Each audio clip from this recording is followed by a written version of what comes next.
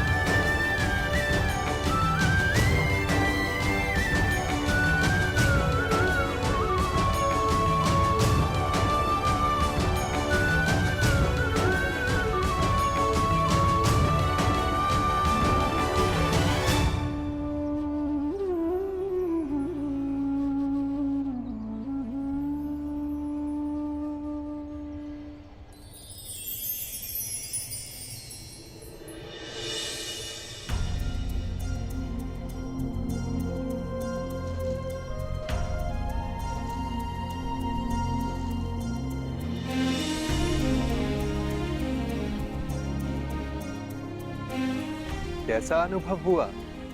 अद्भुत, दिव्य, एक नई ऊर्जा अनुभव कर रहा हूं। मन में शांति है, संतोष है, आनंद है। जब मन शांत है, संतुष्ट है, तो क्या अब भी युद्ध करना चाहते हो या वापस अंग चलना है? मेरे लिए शांति और संतोष मेरे कर्तव्य पालन में है, मेरे वचन पालन में है।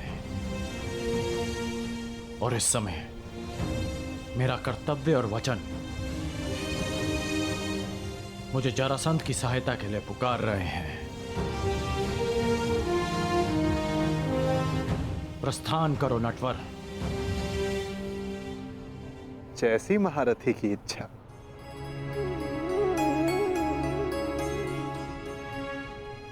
आइए।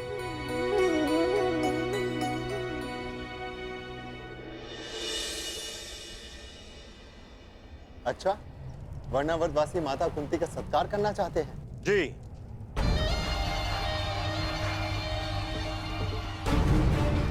संदेश में कुछ ऐसा ही लिखा है। हम वारणावतवासी विराज माता कुंती का मातृत्व प्रतीक के रूप में सत्कार करने की अभिलाषा रखते हैं।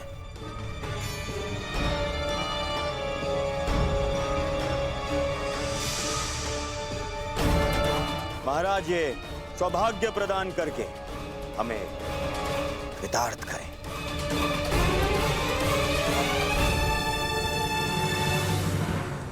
बहुत ही सुंदर विचार है। वास्तविकता में भ्राता पांडु की भार्य इस सम्मान की अधिकारिणी है भी।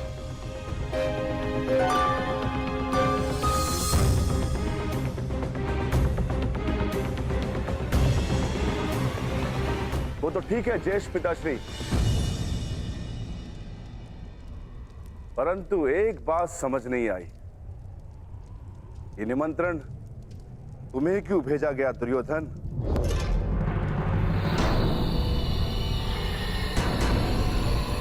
ज्येष्ठ पिताश्री या युवराज से क्यों नहीं? इसलिए क्योंकि मैंने पुरोचन को बुलावा भिजवाया था। पुरोचन वर्णावत से आ रहे थे तो वो संदेश ले आए। मैं पहले मिल गया तो मुझे दे दिया संदेश। महान वास्तुकार पुरोचन को निमंत्रण क्यों दिया दुर्योधन? ऐसी कौन सी नई इमारत का निर्माण करवा रहे हो?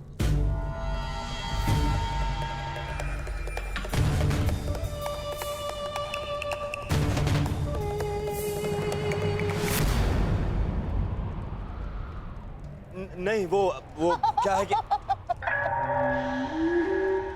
अब कोई लाभ नहीं मेरे होने वाले सम्राट, कोई लाभ नहीं। चतुर भीम ने तुम्हें पकड़ ही लिया है।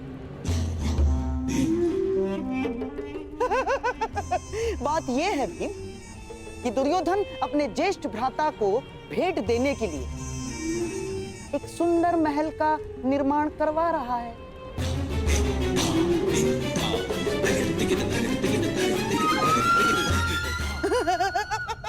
और इस विषय में महाराज श्री को भी ज्ञात है। तुम ज्येष्ठ भ्राताश्री को भेंट दे रहे हो? वो क्या है ना भीम की, बचपन से हम प्रतिस्पर्धी रहे, परंतु अब तो भ्राता युधिष्ठिर युवराज बन चुके हैं, तो स्पर्धा समाप्त हुई। क्यों ना बैर भाव भुलाकर एक नया प्रारंभ किया जाए। यदि ऐसा है तो मुझे अपने अनुज की भेंट सहर्ष स्वीकार है। भाइयों के मध्य ये प्रेम मेरे आनंद का कारण बन रहा है, तो पांडु पुत्र और युवराज माता कुंती कल प्रातः प्रस्थान करेंगे। प्रबंध किया जाए विदुर।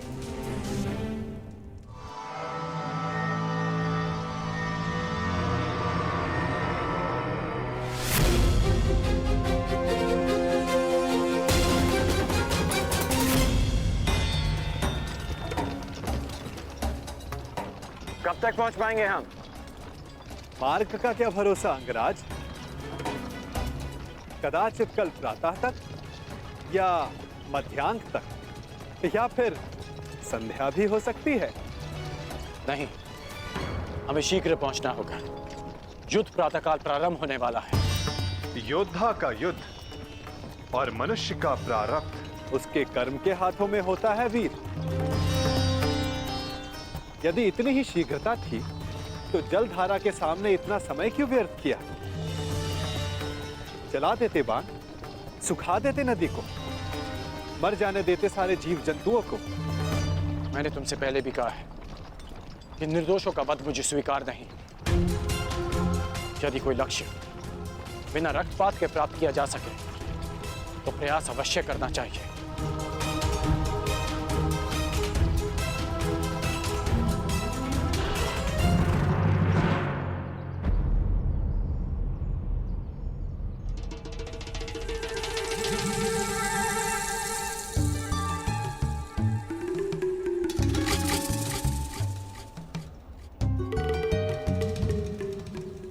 अरे अचानक ये क्या?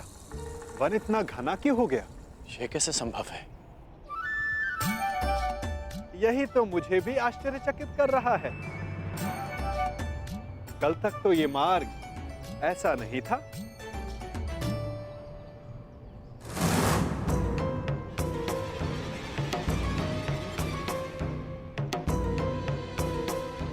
एक दिन में अचानक ऐसा क्या हो गया?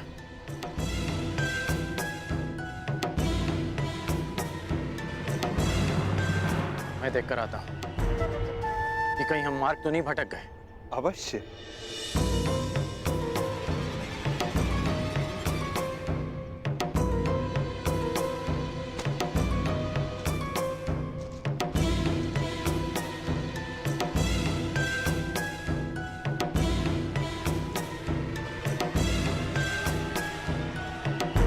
अंगराज!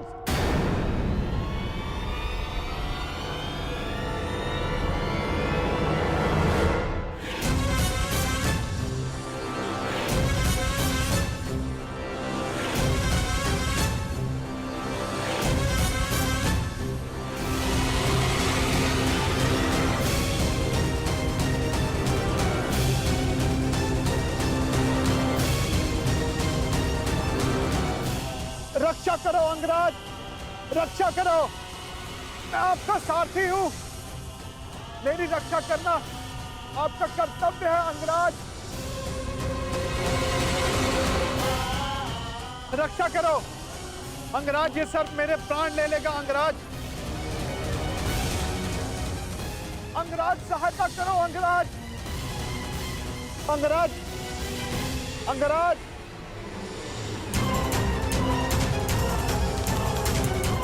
अंगराज, ये सर्प अपनी कुंडली कसता जा रहा है अंगराज।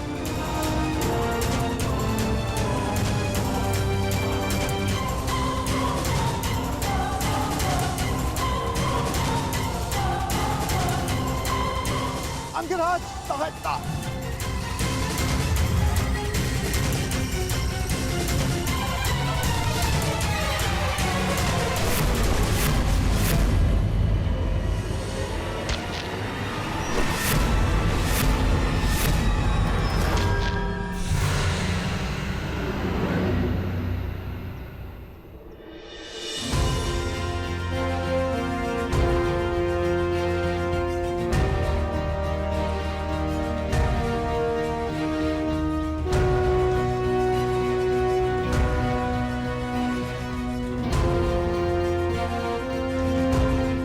ठीक हो तो चलें। जलधारा के जीवों को नहीं मारा, परंतु इस सर्प का वध कर दिया। क्यों? तुम जीवित रहना नहीं चाहते क्या? निस्संदेह, परंतु वो सर्प भी जीवित रहना चाहता होगा अंगराज। मेरा तात्पर्य ये है, अभी कुछ ही देर पहले रक्तपात से बचने वाले, शांति और अहिंसा का समर्थक होने वाले अंगराज ने इस समय भिन्न व्यवहार क्यों किया? क्यों उस सर्प का वध कर दिया? क्यों अशांति की? क्योंकि परिस्थितियां भिन्न थी। हाँ, मैंने उस सर्प को मारा क्योंकि उसने तुम पर आक्रमण किया। शांति भंग उस सर्प ने की, मैंने नहीं।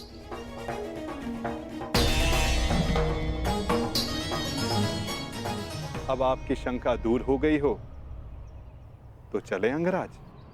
शंका तो तुमने प्रस्तुत की है, परंतु समाधान तो आपके लिए है अंगराज।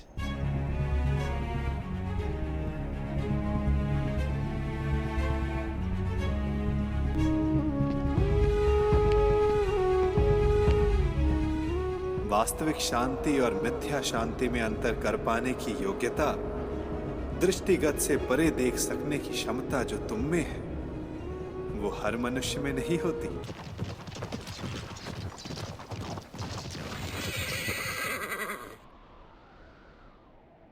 ये अचानक रथ क्यों रोक दिया?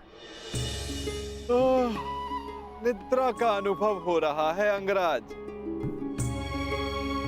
तो यहाँ मेरे स्थान पर आने का कष्ट कीजिए, रथ मैं स्वयं चला लूंगा। मैंने कहा कि निद्रा का अनुभव हो रहा है, ये नहीं कि सोना है। हाँ, तनिक कुछ खा लूंगा तो स्फूर्ति अवश्य आ जाएगी।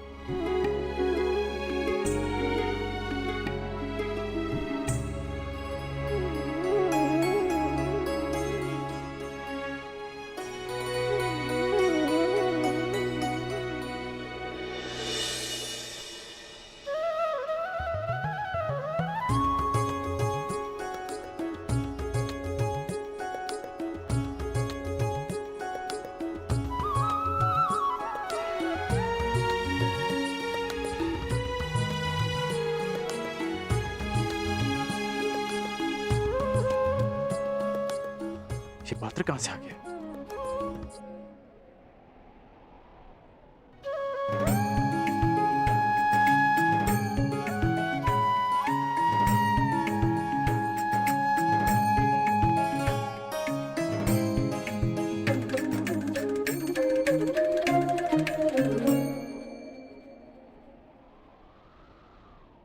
आपके मन का ये प्रश्न भी मैंने पढ़ लिया अंगराज।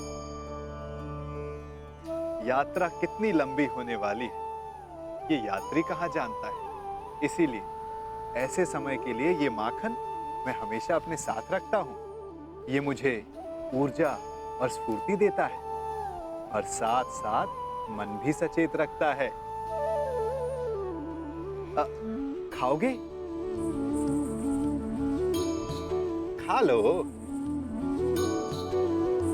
ठीक है, तुम इतना कह रहे हो तो खा लेता हूं।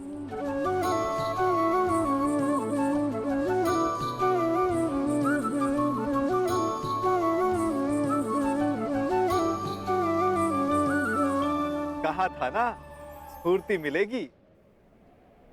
थोड़ा और मिलेगा? हाँ, ये केवल मेरा है, परंतु आप सहयात्री हो, इसलिए बांट लेता हूं।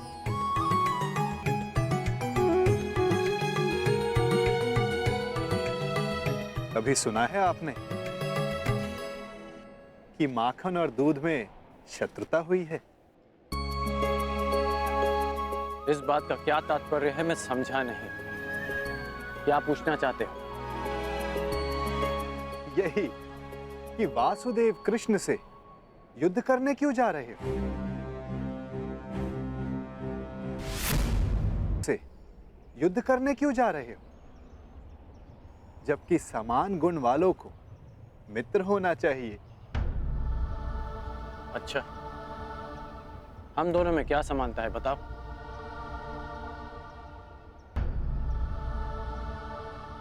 एक बालक जिसको जन्म किसी और ने दिया, पाला किसी और, जो बालपन से ही अन्याय और अधर्म से लड़ता आया हो, जिसका लक्ष्य अन्याय का नाश है,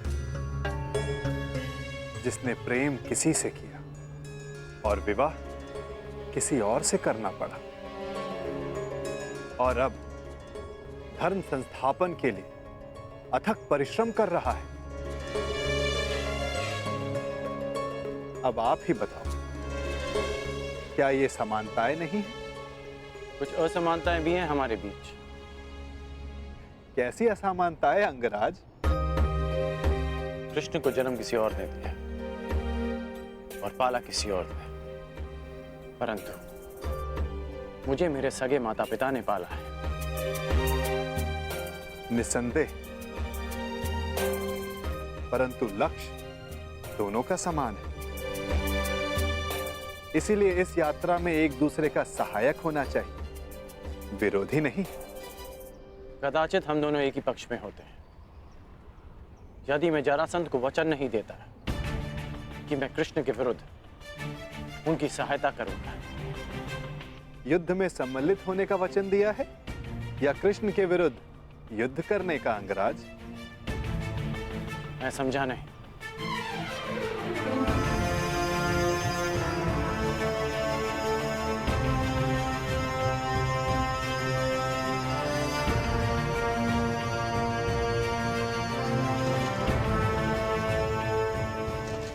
जिस प्रकार आंगन में बीज बोने से पहले यह जान लेना चाहिए कि उससे फल मिलेगा या कांटे, उसी भांति वचन देने से पहले सावधान रहना चाहिए।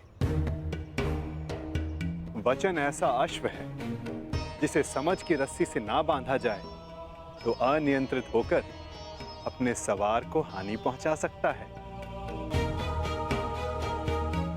क्या आप जानते थे कि जरासंध वचन में आपसे कृष्ण के विरुद्ध युद्ध करने की मांग रखेंगे?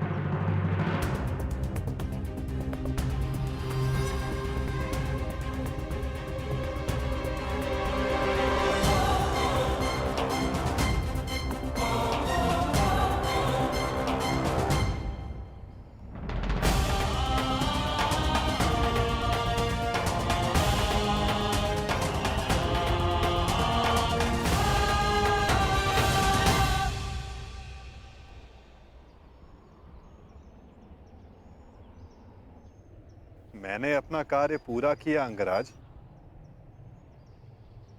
आपको समय पर युद्ध क्षेत्र पहुंचा दिया मैं।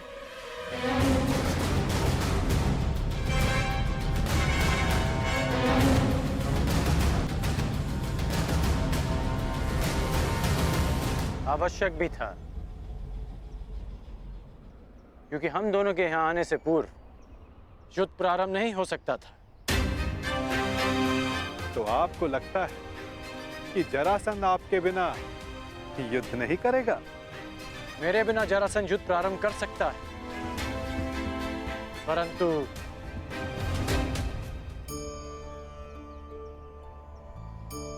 परंतु क्या? कहे दीजिए अंगराज।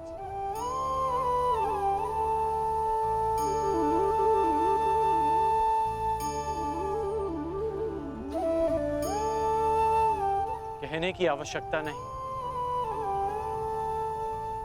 सारथी हैं आप, सचेत भी हैं, तो अपने रथी का मन पढ़ लीजिए। सारथी का कार्य पूर्ण हुआ, परंतु रथी की तीसरी परीक्षा अभी शेष है।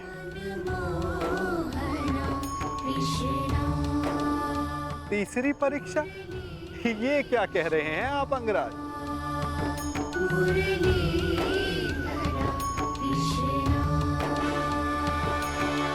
वही जो आप ना समझने का अभिनय कर रहे हैं।